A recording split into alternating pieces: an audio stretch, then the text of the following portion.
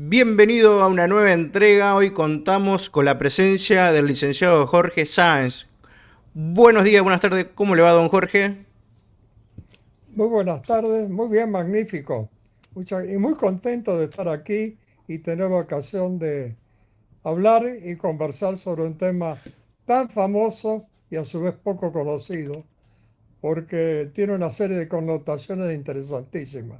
Sí, ahora lo vamos a explayar. Un millón de gracias, Jorge, por haber aceptado esta charla. Pero con todo gusto, muchas gracias. Bueno, voy a pasar a leer en forma breve el tan extenso currículum de don Jorge. Para mí, yo lo considero el padre y muchos lo consideramos el padre de la figura del instructor de tiro en Argentina. Don Jorge es oficial retirado de Infante de Marina, es licenciado en Sistemas Navales, es técnico en Relaciones Públicas y Periodismo. Él también fue funcionario del RENAR. Entrenó el equipo de tiro de pentathlón militar de la Marina de Brasil, logró el subcampeonato. También fue subsecretario de la Secretaría de Seguridad de Gobierno de Salta, fue delegado ante la ONU en Viena y el Mercosur. Y es autor de muchísimos libros sobre balística, también metodología en la instrucción y sobre la historia argentina. Don Jorge, ¿qué son los famosos 5 minutos que cambiaron el FBI? El tiroteo del 11 de abril de 1986 está calificado como los 5 minutos que cambiaron el FBI y se debe a que esos 5 minutos estuvieron cargados de una enorme experiencia en materia de enfrentamiento armado. Y aparte de eso, las preliminares, incluso al más alto nivel del FBI, donde cometieron una serie de errores importantes.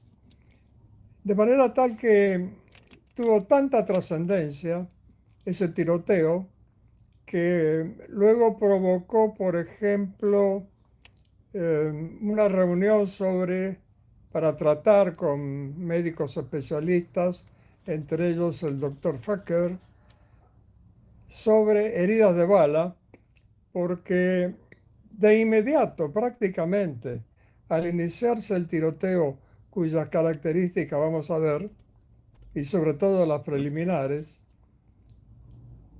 cuando estudiaron este tema, se dieron cuenta que hubo impactos que fueron mortales, pero he aquí el tema, no inmediatamente. Si no, el tiroteo hubiera durado quizás 1 minuto en vez de 5. Y todo comenzó cuando el presidente de Estados Unidos invitó, casi intimó a Fidel Castro, el anterior a Reagan, para que libere a todos aquellos que querían irse de la isla. Efectivamente, Castro respondió positivamente. Se fueron 120.000 exiliados a Estados Unidos, de los cuales un 10% eran criminales de la peor calaña que estaban en las cárceles. ¿Y dónde se radicaron estos cubanos? Se radicaron en Florida, Estados Unidos, porque ahí se habla español corrientemente, queda un paso, y formaba parte del engaño de Castro. El hecho es que comenzó a haber una delincuencia inusual a mediados de la década del 80 y sobre todo en materia de delitos federales, como es, por ejemplo, un asalto a bancos, asalto a carros blindados. Hay delitos federales en Estados Unidos que no se conocen. Por ejemplo, si una persona tiene un arma y pasa de un estado a otro, es decir, de Florida va a California, por ejemplo, eso es un delito federal si no pide permiso, porque cada estado de Estados Unidos tiene una ley. Bien. De manera que para eso tiene que pedir permiso para ir a cazar o bien para ir a un campeonato de tiro, lo que sea. También es delito federal subir un avión sin declarar que tiene una aportación. Y así hay una serie larga de todo este tipo de temas, y en ese caso interviene, por lo tanto, el FBI. Bien. Estados Unidos es un país de grandes controversias porque tiene, por ejemplo, una cantidad importante de, de gente distinguida con el premio Nobel, pero también gente de la peor calaña.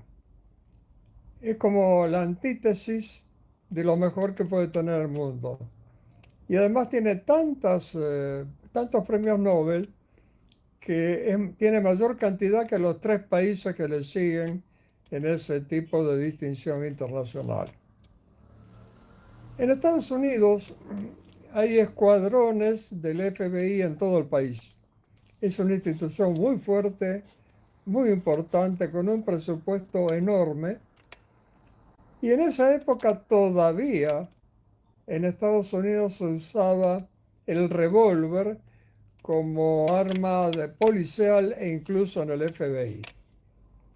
Pero en el reparto que hicieron sobre este tipo de armas, había demasiados calibres, demasiados tipos de armas, en vez de sistematizar, que es lo más simple, elegir cierto tipo de pistola, cierto tipo de fusil, por ejemplo.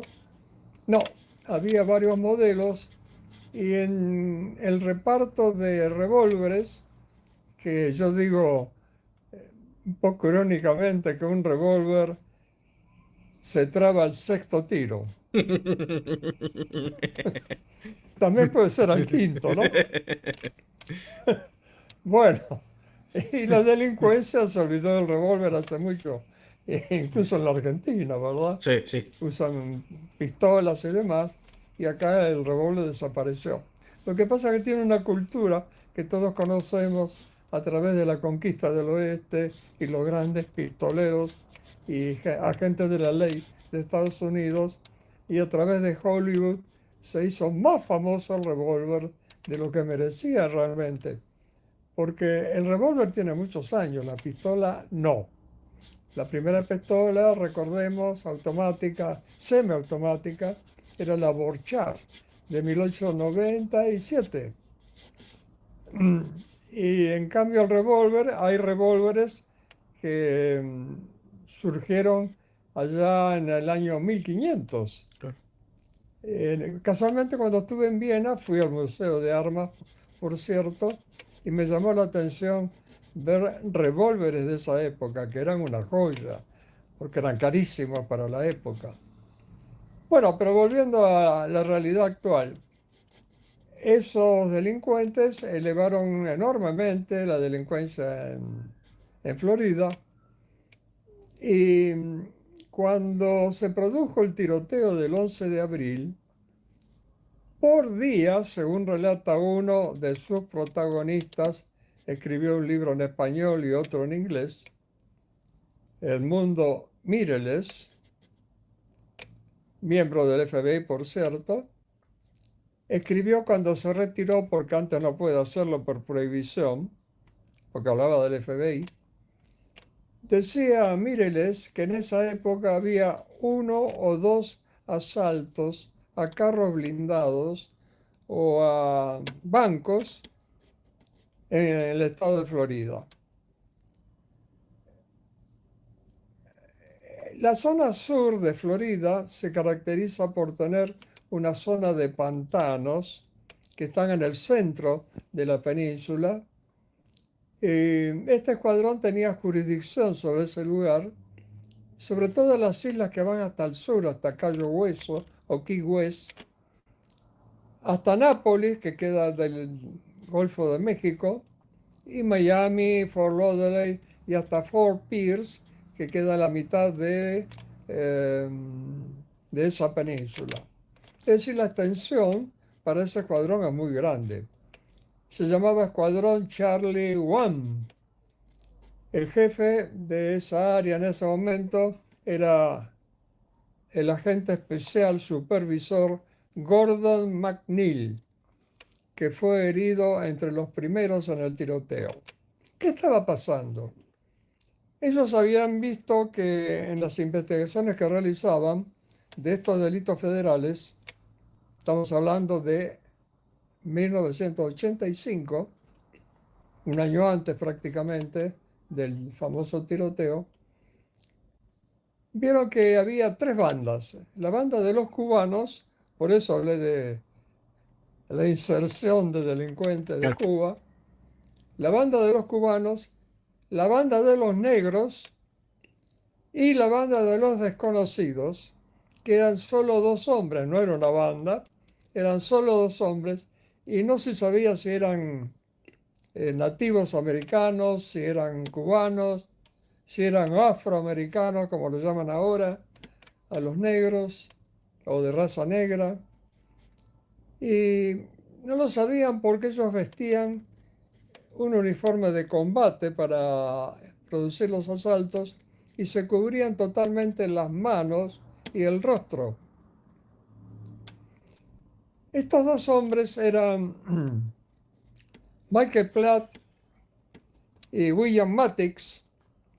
Ambos habían sido militares, en particular Platt fue Ranger, comando del ejército de Estados Unidos, estuvo poco tiempo, y William Matix era infante de marina, pero cocinero, lo cual no lo desmerece. La infantería de marina también come.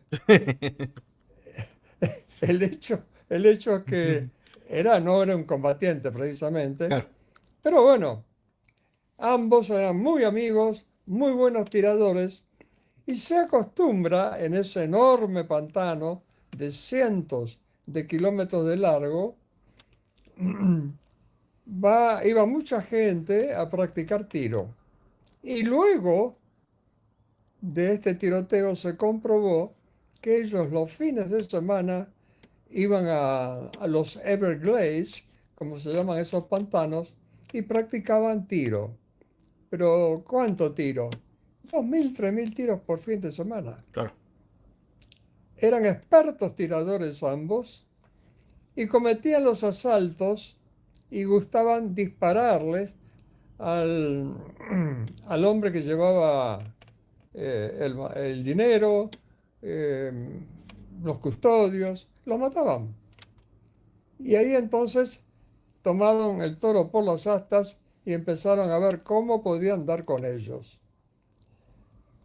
El ciudadano americano se caracteriza por colaborar con el Estado, y una vez en uno de los asaltos lo habían hecho con un auto robado, un Chevrolet Monte Carlo, color negro, que lo habían robado casualmente cuando fueron a tirar.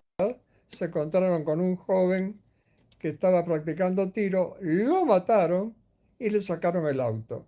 Y ese auto pasó a ser un auto operativo para ambos, porque el Chevrolet Montecarlo negro aparecía prácticamente todos los viernes, reitero, aparecía como el auto donde huyeron los delincuentes. Quiere decir que ellos tenían ese auto como reserva, Bien. como auto operativo. Después el auto desaparecía de todos los lugares. Lo que hacían ellos, tenían una camioneta blanca, propiedad de Matix, de simple cabina, es decir, para dos personas. Iban con esa camioneta a una de las enormes playas de estacionamiento que existen en Miami, y en particular donde ellos desarrollaban sus correrías, que era la Dixie Highway, que queda al sur de Miami, que coincide también con la ruta número 1. De manera que eso era una autopista, pero totalmente urbanizada, y dejaban la camioneta blanca estacionada y estacionaban al lado del Chevrolet Monte Carlo, que estaba cubierto con una capa. Bien. Levantaban la capa, operaban y luego volvían nuevamente al mismo lugar para dejar el auto y escapar después definitivamente con la camioneta blanca. Decía que el ciudadano americano colabora con las autoridades realmente y efectivamente.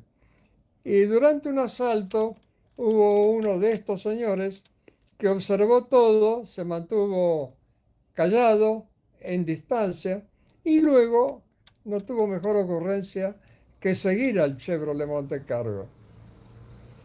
Así llegó a una playa de estacionamiento que es pública y enorme y vio cómo cambiaban de móvil.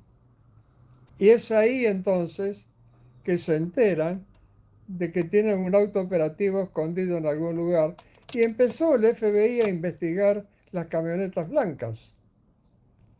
Y lo notable es que dieron con William Matix, el propietario de la camioneta blanca, pero nunca se enteraron, porque tenían cientos de camionetas blancas Claro. y aún no habían revisado los expedientes.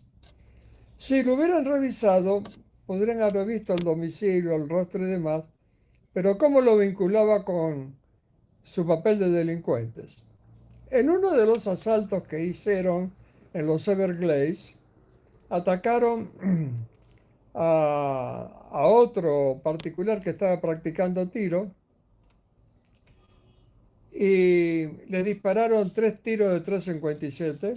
El hombre cayó en el pantano, pero no obstante no murió, sacó la cabeza del agua y vio que se alejaban en una camioneta blanca Bien. y además en un Monte Carlo negro. Ahí está la conexión. Y este hombre dio por primera vez con un dibujo más o menos el rostro de Platt y de Matix. Bien. Ahí vino la investigación entonces de las camionetas blancas. La improvisación fue la que rigió durante todo el proceso del tiroteo. Y digo esto porque también iba la policía o el FBI a tirar en esos lugares insólitos porque lo patrullaban de vez en cuando. Y a uno de los miembros del FBI, que además de los 8 que participaron en el tiroteo, 4 habían hecho el curso SWAT, es decir, el apócope en inglés de armas y tácticas especiales. De modo que ya estaban entrenados en el FBI y además en la policía. Cuando estuvieron tirando las prácticas que hacían los fines de semana también la gente del FBI, resulta que a uno se le ocurre decir mañana es viernes, y posiblemente la banda de los desconocidos actúe. ¿Por qué no distribuimos nuestros vehículos a lo largo de la autopista Dixie a ver si pasan, porque están usando el mismo auto? Y a Gordon McNeil, el jefe, le pareció bien. Esto se lo propuso Ben Grogan, que era el campeón de tiro de ese Charlie One. Y el día siguiente se reunieron tempranito en la autopista 15 automóviles, 15. Se distribuyeron cada 2-3 kilómetros, en particular en los objetivos potenciales, esto es cerca de los bancos, cerca de los cajeros automáticos, y se pusieron con armas no adecuadas porque ellos sabían, de acuerdo con los testimonios de los asaltos, que uno de los desconocidos utilizaba una carabina Ruger calibre .223, siempre. Y el otro utilizaba una escopeta, siempre. Es decir, 2 armas largas de características completamente diferentes, pero ambas eficaces, por cierto. Después comprobaron que tenían 2 revólveres 357. Bueno, el hecho es que estaban reunidos, distribuyeron la tarea a lo largo de Dixie Highway Y ellos llevaban, por ejemplo, dos escopetas ahora hablo de los que intervinieron en el combate, Claro, la gente del FBI. la gente del FBI. Ellos llevaban dos escopetas, nada más. Dos. Eran 8. Ningún fusil. Y estaban autorizados a emplear el M16. Bien. Sin embargo, no llevaron ninguno. Hubo gente que llegó, de esos 8, hubo uno que llevó un revólver 38, cañón de 2 pulgadas. Nada más. Otro llevó otro revólver y uno similar en la pernera, es decir, 2 revólveres. El resto pistolas y revólveres 357 Magnum. Pero ahí viene uno de los errores del FBI al más alto nivel logístico, porque en vez de tener munición 357, tenían en su reemplazo 38, común, ni siquiera 38 más P. Todos sabemos, los que conocemos un poco de esto, que el 38 no tiene nada que hacer con el 357. Prácticamente lo doblan, velocidad, en energía, etc. Pero llevaban 38. De pronto estaban todos apostados, esperando que pase la mañana, podía haber novedades o no, y de pronto Ben Grogan, el campeón de tiro, que iba acompañado de Jerry Dove, al cual le decían palomita, porque Dove en inglés es paloma, y pasa un Chevrolet Monte Carlo negro, habla por radio y dice: voy a seguir un auto sospechoso. Lo siguieron durante varias cuadras y comprobaron que tenía la patente, que sí la conocían, porque la tomó ese testigo presencial, el mismo que siguió a los delincuentes hasta la playa de estacionamiento. De manera que ahí estaban los dos. Y a medida que iba hablando Grogan, se iban incorporando vehículos a la columna de seguimiento. Llegaron a seguirlo 5 automóviles, que era el total de los disponibles en ese momento, tripulados por los 8 que iban a combatir en unos minutos. Por supuesto que el que manejaba, que era William Matix, el cocinero, digamos, William Matix manejaba y se dio cuenta que lo seguían, porque era absurdo, era una procesión. Claro. Los delincuentes estaban en ese momento inspeccionando a ver si había policías en tal o cual banco, en tal o cual cajero, etc. Claro, estaban haciendo inteligencia, reconocimiento. Claro, estaban exactamente, y además era, por supuesto, una persona que delinque está atenta. Entonces, ¿qué hicieron? Llegaron a cierto lugar de la avenida o de la autopista, si se quiere, doblaron a la derecha, justo ahí había una estación de servicio, doblaron a la derecha, mucho tránsito, y es seguido por los 4 autos, uno de ellos dobla antes, el jefe de ese grupo, dobla antes, Gordon McNeil, y por supuesto, una vez que estaban en una calle ya interna, sin tránsito, este vehículo bajó la velocidad en Monte Carlo y todos los 4 autos que lo seguían también bajaron la velocidad, que era una forma de comprobar el seguimiento. Hay una película que se llama Los crímenes del FBI en la Argentina, donde hay un diálogo entre ambos delincuentes durante ese proceso de seguimiento, que por supuesto es fantasioso, dado que no podían saber qué decían.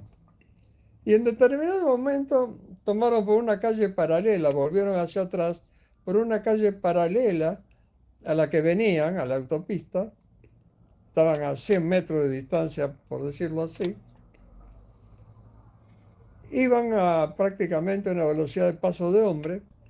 Y ahí viene de vuelta encontrada Gordon McNeil, el que estaba a cargo de todo eso. y pregunta por radio, ¿qué está pasando? Cuando se cruza con el auto de los delincuentes, Michael Platt le muestra la Ruger Mini 14 y lo mira con un rostro que Gordon McNeil describe como persona en cumplimiento de una misión, como decidido a algo. Sobrepasa la columna de vuelta encontrada y ordena, procedamos. Y ahí empieza una persecución nada ortodoxa, porque el segundo auto, el segundo auto, primero el de los delincuentes, el auto que iba atrás, acelera y lo atropella de costado. Y ahí se estuvieron atropellando durante varias decenas de metros, cobrando cada vez más velocidad. El tercer auto de esa columna, delincuentes, el que estaba atropellando. Ahí iba Edmundo Mireles, el que escribió el libro. Y estaba Hanlon, que tenía un revólver 38 como arma. En cambio, Mireles tenía una escopeta, que sí la usó. Entre paréntesis, nadie tenía puesto el chaleco antibalas, Bien. excepto Gordon McNeil, el jefe de la fracción, y lo tenía suelto, puesto como los apurones. No lo tenía atado. Vamos mal. En la persecución hay un auto manejado por un solo hombre, un tal Manausi, que tenía una pistola y ahí se equivocó también. Porque ¿qué hizo? Sacó de la funda la pistola y en medio de la persecución se la pone debajo del muslo como para tener la mano.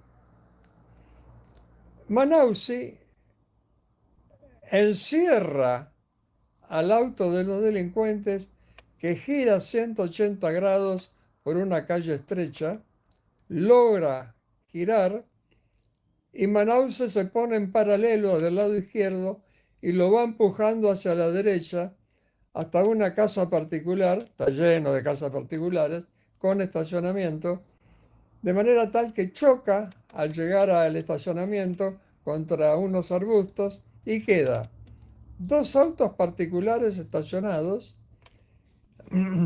el auto de los delincuentes y el auto de Manassi, todos juntos, estos últimos dos, de manera tal que no podían abrir las puertas. Es decir, al empujarlo hacia la derecha, hacia el auto particular, ahí Manausi generó una ratonera, no podían salir. Claro, Y cuando mira para la derecha, Manausi, que busca su pistola desesperado, la perdió. claro.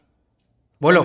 Con la piña que se dio, perdió la pistola. Dice que estaba desarmado y mirando a la derecha había dos delincuentes que levantaron sus armas para dispararle. Entonces, ¿qué hace? Quiere huir, va a abrir la puerta de su automóvil y ahí le tira Michael Platt con las 223 por el choque todavía conmocionado. A 2 metros no le da, pero le pega al lado de la cabeza en el parante del auto que produce esquirlas y es herido levemente. Manausi abre la puerta, escapa y se queda como espectador del tiroteo porque no tenía armas. Claro. Quedó desarmado. Herido levemente. En ese momento llega el jefe de la fracción, Gordon McNeil, que iba solo en el vehículo con el chaleco antibalas pero suelto y dejó atrás la escopeta que tenía, pero usó su 357 con munición 38, se apoyó en el auto de Manausi y a 2 metros, 2,5 metros de distancia, abre fuego y le pone a William Matix, que estaba tirando con escopeta, tiró 1 o 2 tiros nada más y lo hiere en la zona del cuello con munición 38. Ahí queda fuera de combate por el resto del tiempo. Bien. Es decir, que el enfrentamiento Ahora fue 7 hombres contra un delincuente. Lo que hace Michael Platt, se da cuenta que lo van a matar o va a ir muy mal la cosa, dispara contra Gordon McNeil a 2 metros de distancia y le dispara en la mano. A varias personas les disparó en la mano o al arma. Tal era la puntería que tenían. Estamos hablando de combates de un segundo auto, un tercer auto en este caso, el primero de Manausi. El segundo que llegó, bajó el jefe y empezó a tirar a 2 metros. Un tercer auto a 7 metros lo encierra por atrás. Ahí estaban los 2 hombres que habían descubierto al Monte Carlo cuando pasaba. El hecho es que William Matix dice, perdón, Michael Platt, que no estaba herido, dice, me voy a bajar. Y tuvo que abrir la ventanilla de su vehículo y salir gateando por el capot del auto de al lado. Y ahí hay otro error vital, porque a 7 metros ya habían bajado el campeón de tiro y su acompañante Dove, Paloma. Paloma ve que camina Platt por arriba del capó y le dispara con su pistola 9 milímetros con munición expansiva Silvertip un tiro, un solo tiro. Ese tiro era mortal. Entró por el brazo derecho, le rompió el hueso, salió la bala, entró en su cuerpo, en el tórax, Sí. penetró en el pulmón, le cortó una arteria y se detuvo a 1 centímetro exactamente del corazón. Un tiro mortal. Si hubiera hecho doble tap, por ejemplo, estamos combatiendo con gente experta, Sí. con gente homicida, con gente que sabía combatir, porque evidentemente todos los movimientos tácticos que hacían durante los asaltos eran muy particulares. Creían incluso que eran militares en actividad. Claro. Bueno, el hecho es que Platt se tira al suelo, mal herido, se queja, se oye la queja, y Dove estaba con la puerta abierta, escudándose en la puerta de un auto, y los únicos lugares que dan cierta seguridad cuando uno se escuda en un auto son detrás de las ruedas o detrás del motor. Pues, Y él estaba con la puerta abierta tirando como escudo una puerta que no, la bala lo pasa. claro, no estaba Y más blindada. no era blindada, no, en absoluto. Y aparte eran 223.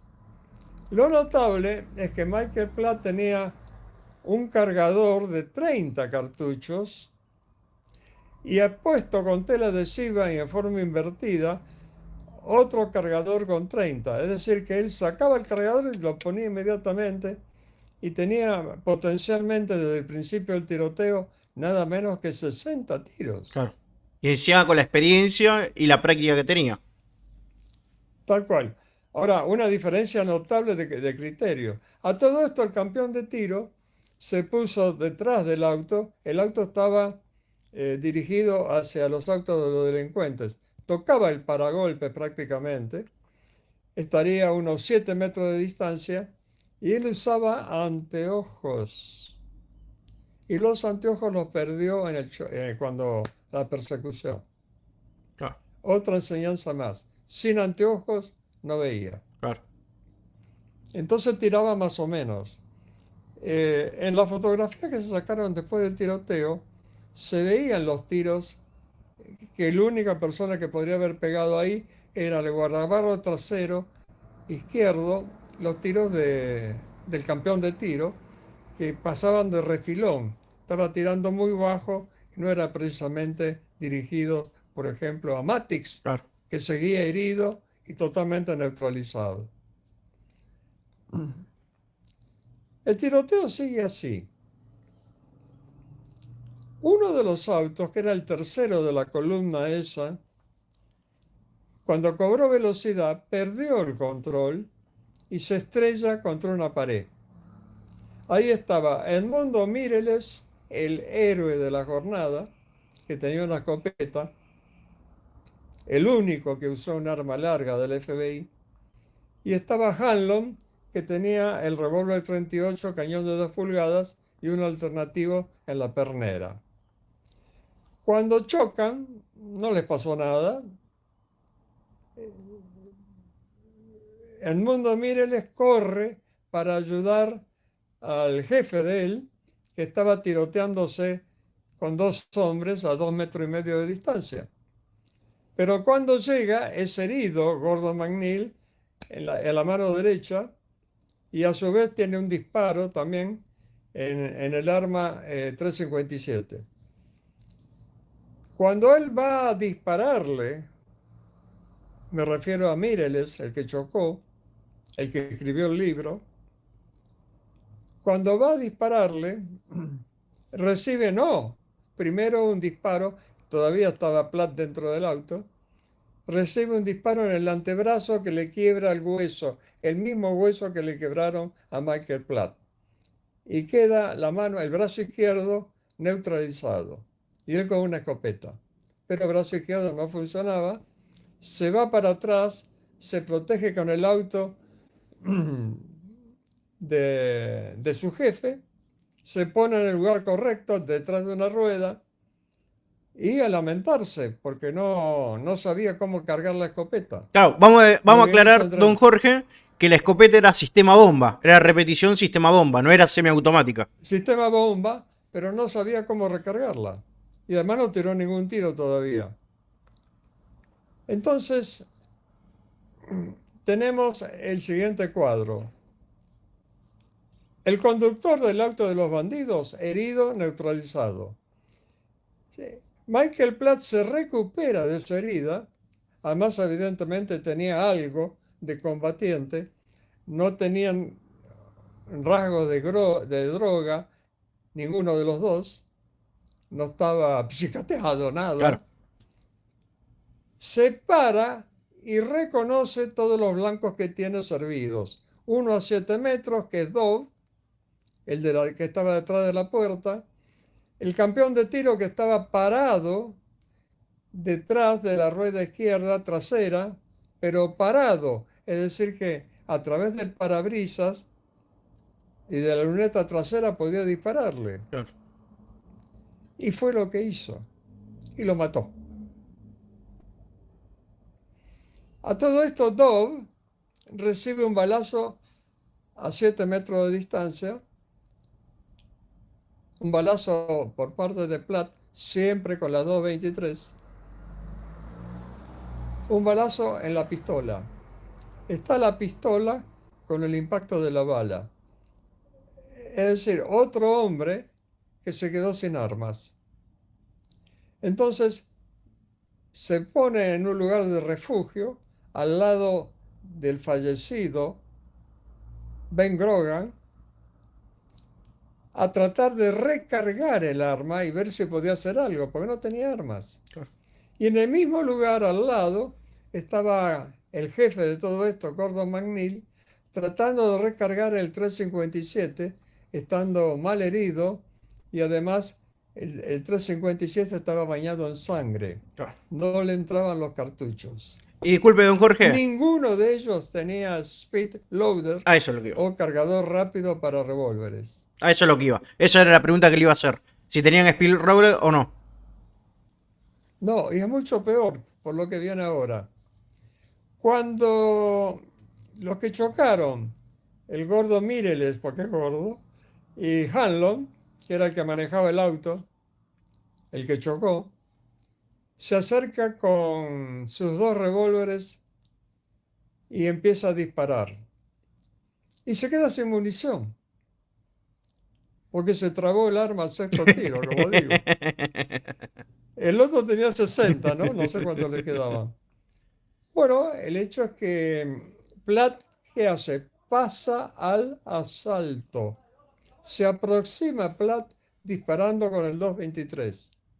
Y ahí se topa con Dove, el que había recibido el tiro en la pistola, que estaba en el suelo, cubriéndose supuestamente de él, es decir, de Platt, Claro. del delincuente, tratando de ver si podía hacer algo con el arma, que tenía un balazo, por supuesto. No. El balazo se lo puso justo en la corredera, así que era Claro.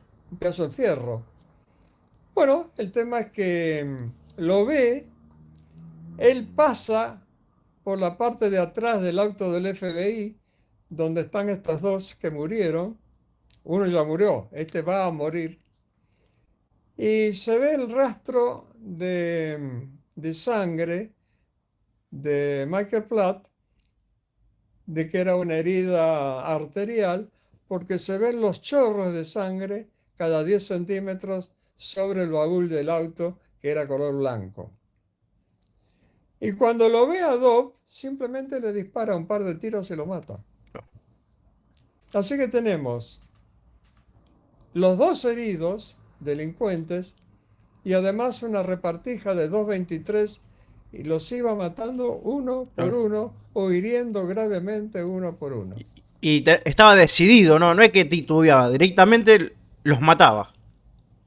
Directamente le tiró a la cabeza en ambos casos, ¿no?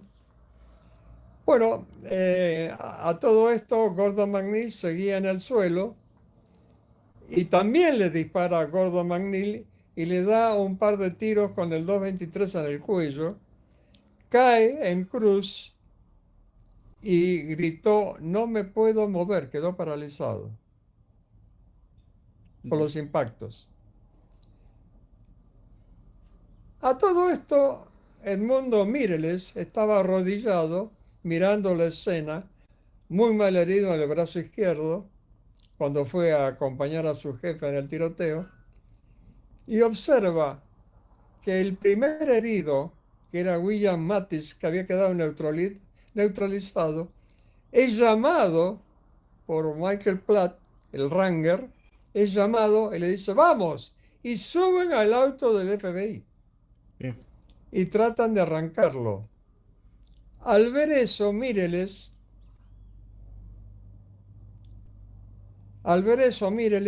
trata de cargar su escopeta. Distancia 7 metros. ¿Qué munición? Postas.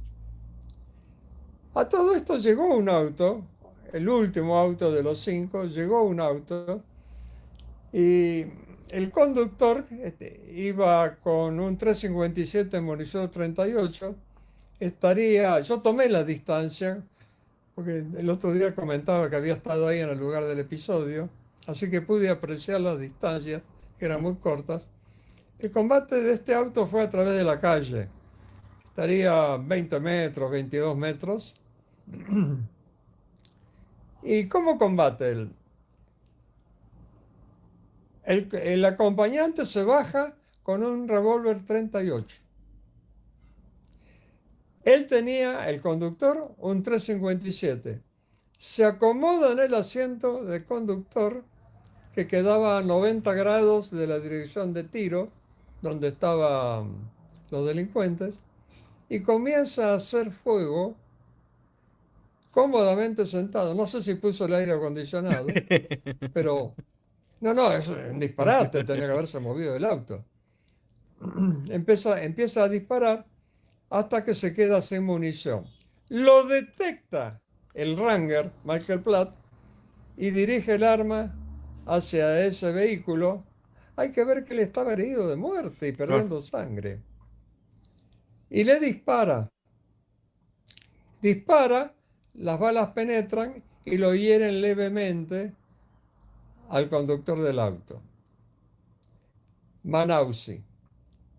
Bueno, queda un solo hombre nada más, que estaba tirando apoyado en el capot. Este era capitán de Infantería de Marina, retirado por supuesto, y estaba tirando unos 20 metros con revólver. En determinado momento se le acaba la munición y lo que hace es entrar en el auto, tomar una caja de munición 38 e intentar recargar su arma, que estaba en una caja envuelta dentro de la guantera. Bien fácil. Es decir, todo mal, Claro. todo mal. Bueno, ¿cómo termina el episodio? El mundo Mireles, el que estaba herido en el brazo, que tenía la escopeta, aprende en emergencia a cargar el arma tomándola de la chimasa y haciendo un movimiento violento y logra cargarla. Y le dispara a los dos delincuentes que estaban tratando de arrancar el auto. Pero el auto no arranca porque los escopetazos que tiró William Matix al principio del tiroteo dieron en el motor, hubo alguna avería y el auto no arrancaba. Porque lo notable es que si hubiera arrancado, escapaban, Claro. dejando el tendal. No, no pudieron escapar y ahí viene Edmundo Mireles que le tira todo el cargador de la escopeta, dispara y los hiere con postas. Lo notable es que con el ángulo de tiro que estaba haciendo, las postas no llegaron a romper el parabrisas del auto, porque era muy angulado el tiro, no rompieron el parabrisas, pero sí entraron por la ventana. Bien. Y luego se entrega, porque ya no tenía nada que hacer. Se acabó la munición de escopeta. Tampoco pudo recargar, obviamente. Y en ese momento Michael Platt toma el 357 de su compañero malherido, estaba al volante tratando de arrancar el auto, toma el 357, abre la puerta y como un zombie recorre esos 5, 6, 7 metros de distancia que lo separaba de Edmundo Mireles y le dispara a quemarropa 3 tiros. Don Jorge, un segundito. Podemos hacer un... Porque seguramente, si algún fiscal está viendo en algún momento, que digamos que estaba herido con una herida arterial, o sea que emanaba un montón de sangre. Y aún Sí, así seguía combatiendo el hombre. totalmente. Y no solamente combatiendo, sino que estando herido, sin poder arrancar el auto y en un silencio total, porque fue una pausa de combate, ahí estaríamos por los 4 minutos, y total de disparos fueron 145. Y así todo, herido como estaba, prácticamente su compañero inconsciente, prácticamente. Toma el revólver de su compañero, avanza como un zombie, según el relato de los testigos, le dispara a Mireles y no le pega. No tenía fuerza ya. Y luego retorna otra vez al auto para escaparse. Es ahí que demuestra el espíritu de combate que tenía este hombre, herido de muerte. Tenía 2 muertos, 4 heridos graves, un herido leve y encima se baja del auto para matar a otro, estando él herido. En ese momento, Edmundo Mireles se pone de pie, haciendo un esfuerzo enorme, saca su revólver 357 con munición 38 y apunta a 7 metros de distancia, avanzando en la dirección del auto y abre fuego. Un tiro, 2 tiros, 3 tiros, 4 tiros, 5 tiros. Y ve cómo impactan los delincuentes, así lo relata.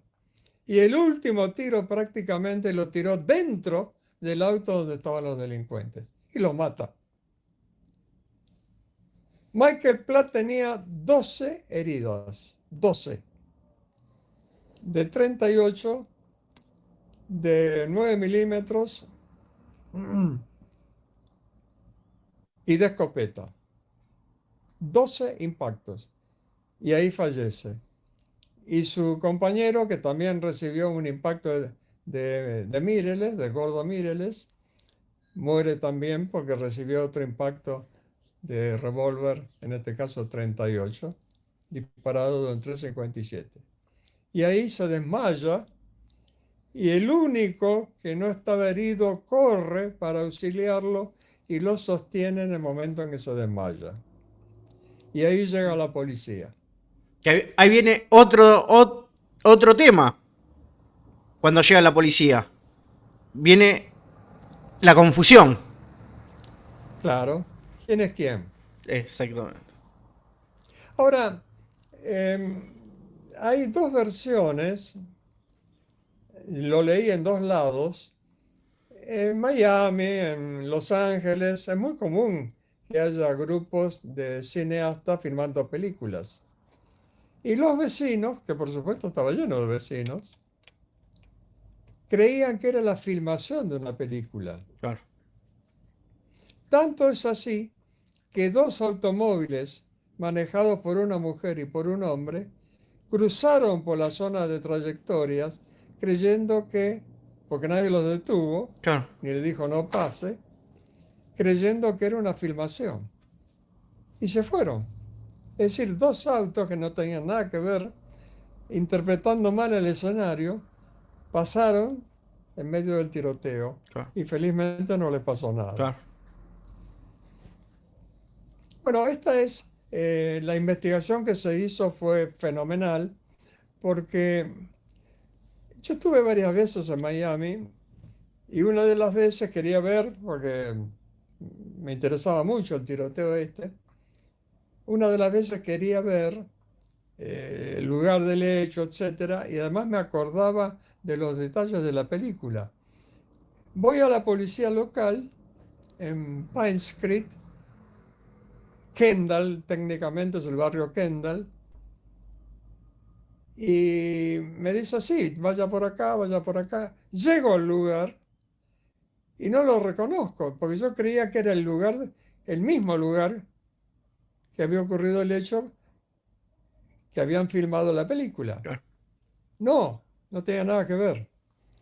Y entonces digo, acá no es. Bueno, volví otra vez y hablo con el FBI. Le digo, mire, yo soy instructor de tiro, me interesa mucho el tiroteo de tal fecha, etc. El hombre me escuchaba, en inglés en este caso, y me escuchaba y me dijo, ¿me puede dar la dirección exacta cuál es? Me dice, no. Y yo me quedé helado y le pregunto, ¿por qué no? ¿Por qué no? Bueno, ellos tienen un gran complejo con este tiroteo, Sí. porque nadie hizo las cosas como era debido, comenzando por las grandes autoridades, ¿no? Porque ¿qué pasa? El FBI compra millones de cartuchos cada vez que compra. Mucho dinero. Y todos sabemos que el 38 es mucho más barato que el 357. Sí. Y es por eso que le proveyeron 38. No influyó mucho el hecho de que sea 38 o 357, no influyó mucho. Y ahí empezaron a investigar para autojustificarse. Por ejemplo, a Mireles lo acusaron de asesinato porque, según algunos leguleyos, decían que ya estaban neutralizados, malheridos de muerte. Entonces querían hacerle una causa a Mireles. Claro. Otros decían que en realidad, como habían chocado contra unos arbustos a pleno sol, ese lugar era muy oscuro y no se veía muy bien para dispararles. Argumentos casi pueriles, ¿verdad? Sí, la culpa terminó siendo de la gente, de los brigadas, por así decirlo. Los brigadistas. Sí. Y además hay un hecho. Nadie de los combatientes se movió. El que se movió fue Michael Platt. Se desplazaba entre los autos estacionados. Durante 10 segundos estaba acá, durante otros 10 segundos estaba acá, disparaba uno, se movía. En cambio, Hanlon, que era el que chocó, el que tenía los dos revólveres, salió del choque, se instaló detrás de la rueda derecha del auto de los dos muertos y de ahí no se movió nunca. Claro. El campeón de tiro se puso en posición tipo polígono, disparaba en isósceles, no veía nada y nunca se movió de ese lugar. Dove, palomita Dove. Después de recibir un balazo en el revólver, cruzó por dentro del auto, porque él estaba en la puerta derecha, parapetado en la puerta derecha del auto, entró al auto, salió por el otro lado, suponiendo que estaba seguro en ese lugar, se puso en el suelo y trató de reparar el arma o cargar el arma, que era evidente que con un balazo todo el mundo sabe que no funciona. Él prácticamente recorrió 4 metros durante todo el tiroteo. Claro. El gordo Mireles sí se movió. Fue a ayudar, lo mismo que Hallon, fue a ayudar a su jefe, recibe el impacto y luego se queda inmóvil en un lugar. No lo mató Platt porque no lo vio. Claro. Recién lo detectó cuando le tiraba con la escopeta y fue y lo atacó. Entonces tenemos una gran diferencia de tácticas personales, de cubiertas contra el fuego, no contra las vistas nada más, contra el fuego. Fallaron en eso. El tema de la recarga, un infante de marina, capitán, que llevaba la munición de recarga dentro de la caja. Nadie tenía speed loader, nadie tenía puesto el chaleco antibala. En realidad no hubiera servido porque eran todos heridos con la Ruger 223, todos fueron heridos menos uno, que es este capitán que quería recargar sacando del aguantero la munición, etc. Es decir, que el cúmulo de fallas fue enorme. Y lo que llamó la atención fue que cuando hicieron la autopsia de Michael Platt y revisaron la herida, que fue muy seria, decían que si en el momento en que el herido era trasladado al hospital, moría igual. No llegaba a soportar la operación por la pérdida de sangre tremenda Claro. y la herida que produce a su vez el abrir para sacar. El coronel Facker, que fue el que mencioné hoy, que formó parte de un seminario de heridas de bala, a ver por qué pasó lo que pasó, él estuvo en Vietnam como médico y lo que hacía era, después de las heridas de bala de AK-47, no abría ni sacaba la parte de la cavidad transitoria que se produce cuando uno es herido de bala. Los cirujanos le sacaban esa parte y producían más herida que el impacto. Claro. Entonces él salvó muchas vidas simplemente dedicándose a evitar hemorragias y cerrar las heridas, no seguir sacando trozos de lo que sea, Claro. de órganos del cuerpo humano. Bueno, el hecho es que con el tiempo empezó a reconocerse, primero serían malos combatientes, pero eran valientes. Hay que acercarse a un auto con dos delincuentes con armas largas para dispararle a 2,5 metros. Hay que perseguir un auto, por más que se haya puesto la pistola en el muro, y a 2 metros de distancia girar la cabeza y ver que se eleva una carabina apuntándole a la cara, a la cabeza. Se agachó, eso le salvó la vida, y fue herido en el cuello por esquirlas. Gordon McNeil estuvo muy mal herido, estuvo cuadraplégico un tiempo, hablan de 30 operaciones aproximadamente, y luego vi un documental donde estaba recuperándose en una especie de gimnasio, estaba muy bien, él ya falleció, el resto lo ignoro, hay algunos que han sobrevivido todavía, era gente joven de todas maneras, pero realmente este episodio, una vergüenza para el FBI, como me consta. Llegué a ir al lugar del episodio porque en el año 97 se hizo un curso acá dirigido por norteamericanos. La jefa del curso era Julie Torres, que había sido sargento del ejército de Estados Unidos y era miembro ahora de ATF, que es el elemento de control de Estados Unidos. ATF significa alcohol, tabaco y arma de fuego, porque depende de economía, porque alcohol, tabaco y arma de fuego pagan impuestos. Claro. Entonces, de ahí viene el tema de ATF. Bueno, dieron un curso acá en Buenos Aires sobre armas, explosivos, leyes de armas americanas, y tuve la suerte de ganar una beca. De manera que fui a Washington, estuve otra semana, un curso magnífico, para mí fue riquísimo y me sirvió mucho. Y uno de los instructores era cubano. En el año 98 me tocó, estando en el RENAR, estuve 10 años, me tocó organizar las jornadas de Derecho y Ley de Armas que se hicieron en Patricios y fueron invitados por el RENAR, qué tiempos aquellos, nuestros instructores de Estados Unidos, los que habían estado en la Argentina. Uno de ellos, cubano, que luego estuvieron en mi casa también,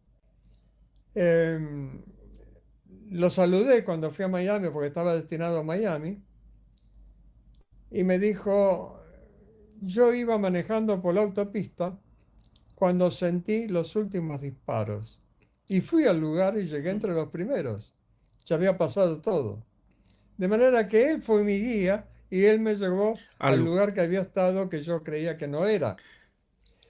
Y me relató, porque él lo vio, estaban todos los autos, los muertos, heridos y demás. Me relató dónde estaba cada posición, cada hombre, cada cosa. De modo que tuve un privilegio muy grande de dar con él y que él acceda a acompañarme y a explicarme in situ y a pocos minutos de haber finalizado este famoso tiroteo, los 5 minutos que cambiaron el FBI. Exactamente. Y don Jorge, corríjame, a partir de ahí cambiaron táctica, tanto táctica personal, desplazamiento con vehículos, funda, armamento, calibre, protección balística, hasta algo no menos importante, el famoso chaleco identificatorio del FBI. Porque después, como usted dijo, pensaban que era una película, pero así todo la policía no se animaba a acercarse porque no sabían quién era quién. Claro, tuvieron el problema del reconocimiento. Y ahí entonces uno de los sobrevivientes gritamos, somos del FBI. Bueno, pero yo puedo decir que Claro. soy de las Naciones Unidas, ¿no? Claro, y es una emboscada. Lo estoy haciendo para emboscar a Por alguien. supuesto, claro, sí. Bueno, lo que pasa es que no hubo ninguna agresión, nada, había muertos, heridos y demás. Y la policía se acercó, vinieron helicópteros para llevarlos al hospital. Míreles, casi pierde el brazo izquierdo, él iba a cortárselo y él dijo que no. Entonces le pusieron un hueso artificial y salvó su brazo. El año pasado tuve un grato regalo porque Germán Sugasti, el presidente de AFITA, Asociación Federal de Instructores de Tiro de Argentina, estuvo en el SHOT Show de Las Vegas. Sí. Y le dijo que venía de la Argentina, que había un tipo que era yo, que hablaba sobre este tema, y en todos los cursos de formación de instructores de tiro, como deja tantas enseñanzas este tiroteo, Sí. veíamos la película y además la explicación. Y entonces Mireles me mandó un libro, yo tenía el libro en inglés, no, perdón, el libro en español, y me mandó el libro en inglés dedicado. Así que prácticamente forma parte de mi vida el tiroteo porque es interesantísimo de todo punto de vista. Sí. Y como dije en privado, cuando planeamos esto, que lo planeaste vos, y ha sido un placer y un honor para mí este tiroteo tiene que ser comentado en todas las escuelas de formación policial, gendarmería, prefectura, porque deja muchas enseñanzas. Y sobre todo los burócratas que la ven de otro lado y compran tal munición en vez de la que corresponde, porque si por ejemplo, hubiese tirado con un 357 o una munición 40 que reemplazó a la 9 durante una época, después la reemplazaron con la munición 10, que es muy pateadora y es difícil hacer puntería con una munición calibre 10 milímetros. Bueno, finalmente volvieron ¿a qué? A las 9 milímetros en el FBI. Sí. De modo que fue toda una revolución. Y según leí, este tiroteo fue el más estudiado en los Estados Unidos después del complot del asesinato a John Fitzgerald Kennedy. Y digo complot porque ya está comprobado que no fue Oswald. Oswald tiró, pero hubo otro que tiró de frente y le vació la cabeza, bueno, un tiro que recibió en el cuello. Y Oswald no podía haber tirado nunca ese tiro. Claro. Bueno, eso fue más investigado, pero con una salvedad que hay que aclarar. El homicidio, el magnicidio de Kennedy fue investigado políticamente. Claro. Tal es así que el presidente Trump dice que va a liberar la información. Parece que a un grupo mafioso importante, Kennedy no le gustó algunas medidas que iba a tomar Kennedy contra la mafia que existe en Estados Unidos, Claro. Sí, sí. en particular en una pintoresca ciudad muy interesante que se llama Las Vegas. Bueno, pero lo demás, la investigación es interesante porque hablamos de graves errores cometidos por instituciones tan serias e importantes como el FBI. Y aparte, doctor, don Jorge, corríjame si me equivoco. Estados Unidos, ellos tienen la cultura de la investigación de los sucesos para sacar, digamos, la enseñanza o lo positivo de lo negativo. Bueno, vayamos a la NASA, cuando en aquel febrero fatídico 7 astronautas murieron porque falló uno de los equipos y luego investigaron y demás y reconocieron la equivocación. Otro ejemplo es, por ejemplo, el acorazado Iowa, que está en Los Ángeles, un monstruo de 220 metros de eslora, algo así, que estalló un cañón de la torre número 2, 1982, si mal no recuerdo, y que produjo en la torre esa, la torre era triple. El Iowa tiene 3 torres triples. En la torre número 2 viene la primera, la que está delante de todo, la 2 y la 3. En la número 2 estaban haciendo un ejercicio de tiro y estalló un cañón y produjo la friolera de 47 muertos. Claro. Por supuesto que hubo investigaciones y llegaron a la conclusión de que pusieron un exceso de pólvora porque el proyectil, que es de 403 milímetros de calibre, de la altura de una persona, es impulsada por saquetes de pólvora. Saquetes enormes, yo los vi, estuve a bordo. Saquetes de 1,5 metros de largo por 40 centímetros de ancho, ¿no? Bueno, según dicen, era por exceso. Le erraron el cálculo Claro. y sobrepasaron la resistencia. Y lo investigaron y demás. Bueno, y hay un montón de investigaciones bastante serias y tienen algo muy bueno que no tenemos nosotros establecido orgánicamente, que es el análisis de los tiroteos, para no cometer nuevos errores, Sí. ¿no? O O sea, reiterarlos. no sé si recuerda que por intermedio de Mario, otro colega, otro instructor de tiro, amigo suyo y amigo mío, le hago llegar mi trabajo para un posible proyecto de puntas especiales.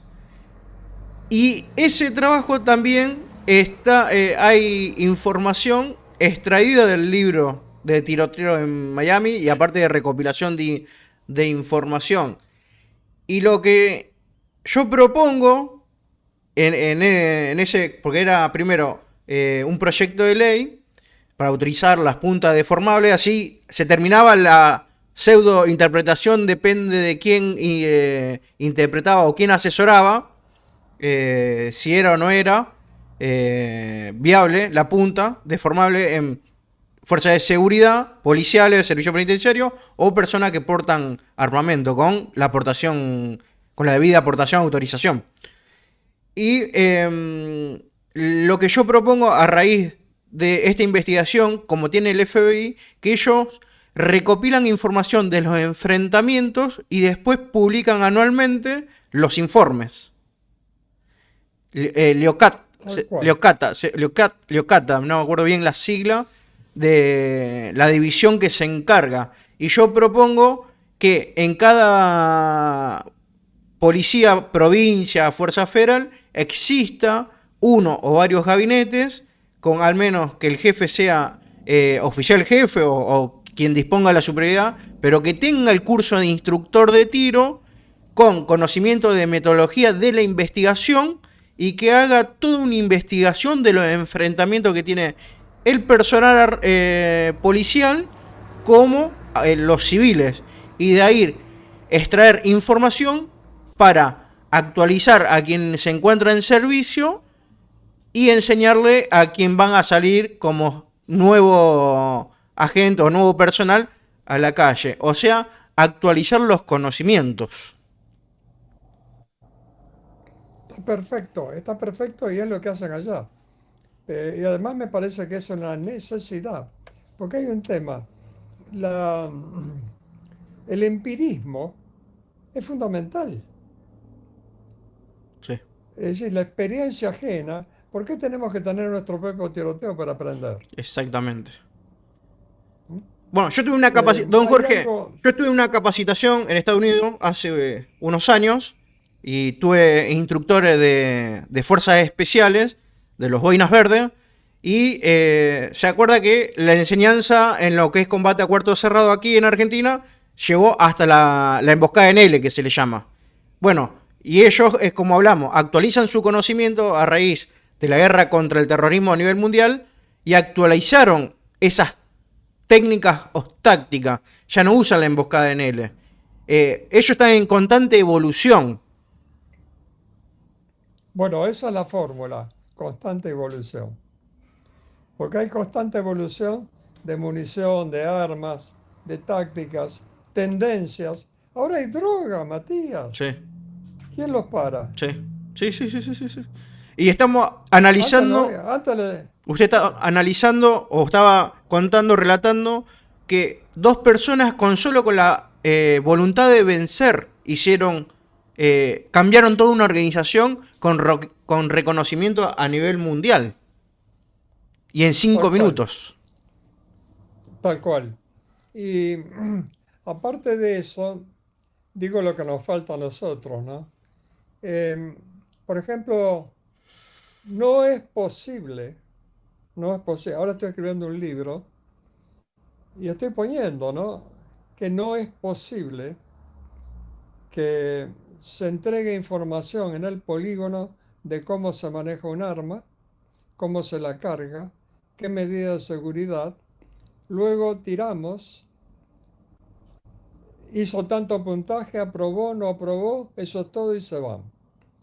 Ese hombre no tuvo, hombre o mujer, no tuvo tiempo de asimilar el cúmulo de información que recibe una persona cuando tiene un arma en la mano para que tire media hora después. Es enorme. Sí. Y tiene que tener un plazo de tiempo para poder asimilar y pensar en la noche, cuando está en la almohada, esto hay que hacerlo así, asado, lo que sea. Eso se llama entrenamiento mental. Nosotros no tenemos en las fuerzas entrenamiento mental, que es otra área. Sí. Yo tuve contacto recientemente eh, con una página web de dos ex Navy SEAL, el famoso grupo Comando de la Marina. Y ellos tienen un 50% del tiempo de entrenamiento mental. Sí. 50%. Un 30% de tiro seco y el resto polígono. Pero el polígono es en última instancia. Acá nos equivocamos si vamos el primer día. Sí. Sí, la desesperación es por ir al polígono y no por Claro, reafirmar los conocimientos en seco. claro. Y ahí me recordé de un hecho que yo tiraba arma larga, fusil 300 metros y arma libre 300 metros y carabina libre, eso es lo que yo hacía, ¿no? Y bueno, el hecho es que tenía un suboficial que fue campeón mundial del Consejo Internacional de Deporte Militar en fusil 300 metros, tres posiciones. Ese era mi maestro. Bueno, y el primer día que fui recién recibido, salí último cómodo, ¿no? Y hice un puntaje tan bajo que él me dio un apunte y me dijo que practique tiro seco en mi casa. Al día siguiente había subido 40 puntos. No. Estaba ya en otro nivel, bajo siempre, pero 15 años después salí primero en el Interfuerzas y le gané a mi maestro. El alumno superó al maestro. Bueno, hay que tener paciencia, ¿no es cierto? Bueno, pero fue así realmente. Y yo tengo mucho respeto por el tiro seco, mucho respeto. Y decía que en esta página de los Navy SEALs hacen mucho tiro seco. Sí. Entonces yo lo apliqué ahora en el Club de Tiro Independencia, donde estoy. Ahora dejé de trabajar por un tiempo porque me tienen que operar. Y resulta que, y tengo mucho contacto a ir al médico, etcétera. Bueno, y de pronto veo un video de uno de los Navy SEALs que dice, practique tiro con lápiz. Y ahí me acordé, claro, porque el general Arana, que era toda una institución en el tiro argentino, me regaló para aplicar en el Mauser con el que tirábamos nosotros a 300 metros inicialmente en miras descubiertas, me regaló un dispositivo, una especie de subcalibre, que uno cargaba y lo que hacía era montar un resorte al cargar naturalmente, Claro, y si uno disparaba salía una aguja, y esa aguja pegaba en algo. ¿En qué? En un papel. ¿A claro. qué distancia? 10 centímetros.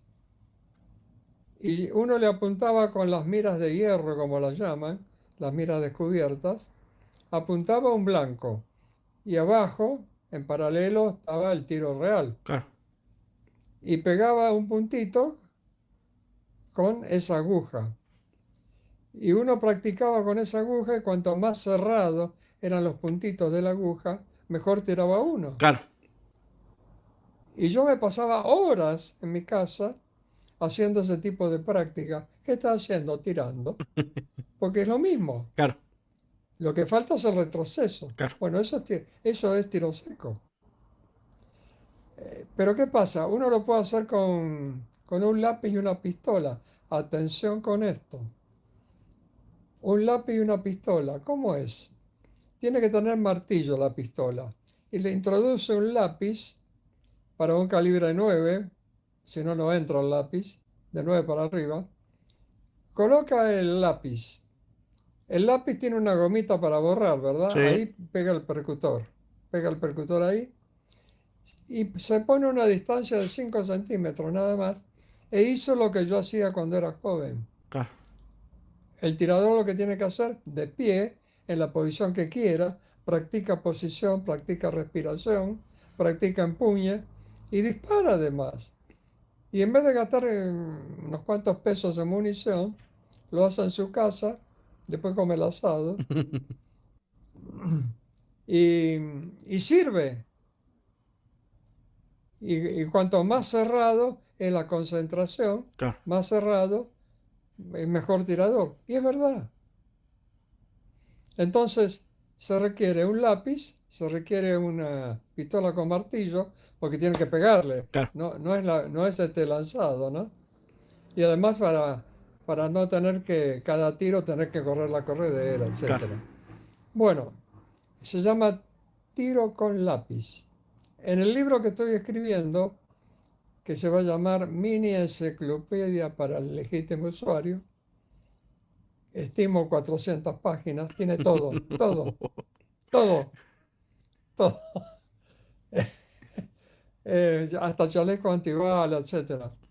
Fallas, cómo se repara, bueno, todo. Creo que si tengo suerte, estará para agosto o algo así. Ah, ya casi, ya no falta nada. ¿Eh? Falta nada, falta poco. Se va a llamar Top Gun 4. Bien, Top Gun 4. Bueno, porque dice Top Gun, Top Gun 1, Top Gun 2, Top Gun 3. Bueno. Y es fabuloso cómo se aprende con el tiro seco. sí. Fabuloso. Y aparte la concentración que lleva, los errores, si lo hace a conciencia y bien, y si fue bien aprendido también, y si fue bien Claro, enseñado. son 5 minutos, 10 minutos, no más, no más. Claro, Pero el empuña, esto, lo otro. Tal es así que en este club estaba dando un curso para idoneidad en la parte práctica, armas y tiro, un curso de un mes, pero no un mes corrido, son una vez a la semana para que asimile. La primera, todo teoría, no tocaba un arma. Segunda y tercera, tiro. La cuarta, la parte legal, legítima defensa, limpieza de armas. Bueno. Y resulta que cuando venía la segunda clase, que era tiro, por primera vez, en algunos casos, otros habían tirado de chico, en el famoso tiro en el campo con claro. escopeta. Bueno. Y le digo, ¿hiciste tiro con lápiz? Y al principio no me creían, creían que era un chiste tirar con un lápiz.